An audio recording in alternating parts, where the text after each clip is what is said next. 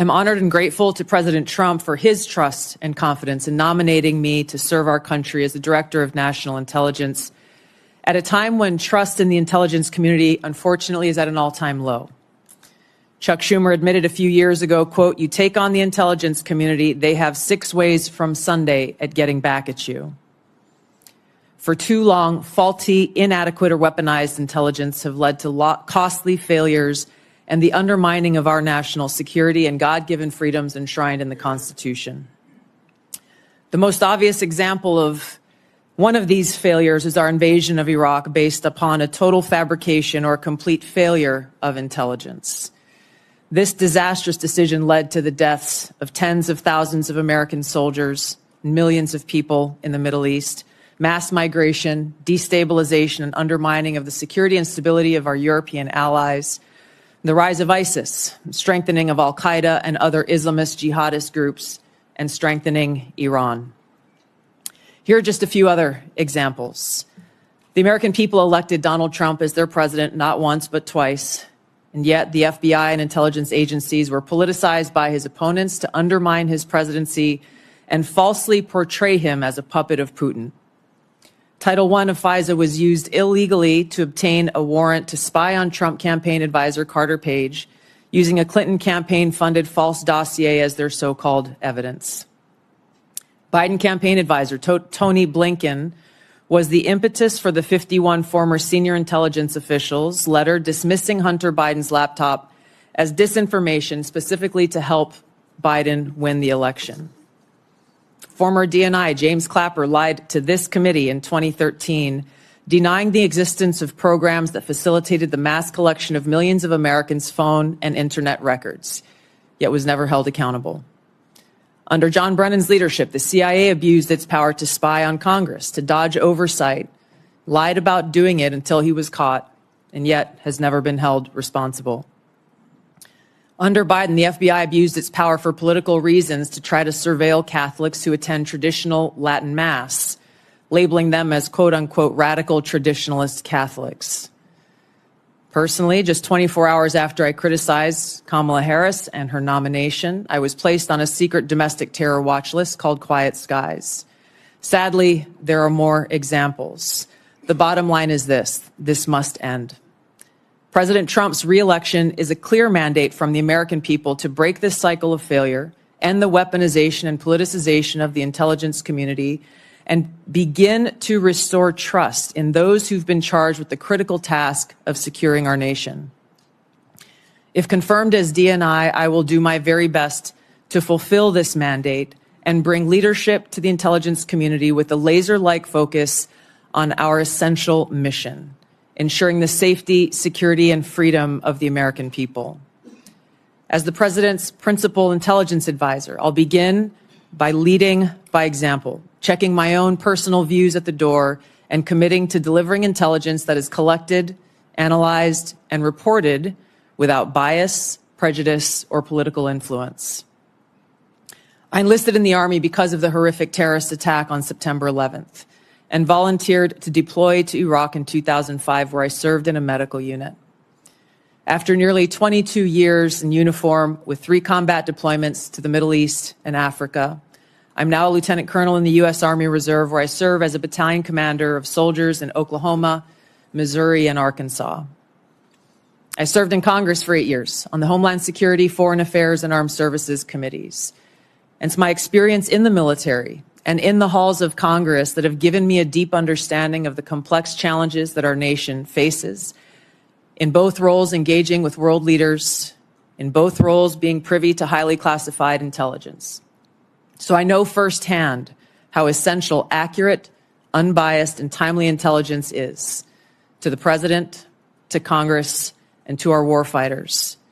I also know the heavy cost of intelligence failures and abuses. Senator Collins, you led the creation of ODNI specifically to address those intelligence failures of 9/11 and Iraq's so-called WMDs. The need for the ODNI under strong leadership still exists today. If confirmed, I'll bring my experience and fresh eyes to leading the intelligence community. And my day one priorities will be to assess the global threat environment identify where gaps in our intelligence exist, integrate intelligence elements, increase information sharing, and ensure that unbiased, apolitical, objective collection and analysis to support the president and policymakers' decision-making occur. I'll work to end the politicization of the intelligence community and ensure there is a clear mission focus in the IC on its core mission of this unbiased, apolitical collection and analysis of intelligence to secure our nation. I'll work to rebuild trust through transparency and accountability. This is a national security imperative. And I'll work to assess and address efficiencies, redundancies, and effectiveness across ODNI to ensure focus of personnel and resources is on our core mission of national security. Now, in my meetings that I've had with many of you, you expressed bipartisan frustration about recent intelligence failures as well as the lack of responsiveness to your requests for information. Whether it's the surprise October 7th Hamas terrorist attack, to the sudden takeover of Syria by Islamist extremists, failures to identify the source of COVID, anomalous health incidents, UAPs, drones, and more. If confirmed, I look forward to working with you to address these issues. Ensuring the safety, security, and freedom of the American people is a mandate of leadership that rises above partisan politics. If confirmed, my commitment to the President, to you, and to the American people is this: I will do my very best to find the truth, no matter where it leads, and share that truth with President Trump, his advisors, and you in Congress, providing you with that unbiased, timely, and accurate intelligence as you make the tough decisions that'll impact the safety, security, and freedom of the American people. Now, before I close, I want to warn the American people who are watching at home. You may hear lies and smears in this hearing that'll challenge my loyalty to and my love for our country. Those who oppose my nomination imply that I am loyal to something or someone other than God, my own conscience, and the Constitution of the United States, accusing me of being Trump's puppet, Putin's puppet, Assad's puppet, a guru's puppet, Modi's puppet, not recognizing the absurdity of simultaneously being the puppet of 5 different puppet masters. The same tactic was used against President Trump and failed. The American people elected President Trump with a decisive victory and mandate for change. The fact is, what truly unsettles my political opponents is I refuse to be their puppet. I have no love for Assad or Gaddafi or any dictator. I just hate Al-Qaeda. I hate that we have leaders who cozy up to Islamist extremists, minimizing them to so-called rebels. As Jake Sullivan said to Hillary Clinton, quote, Al-Qaeda is on our side in Syria.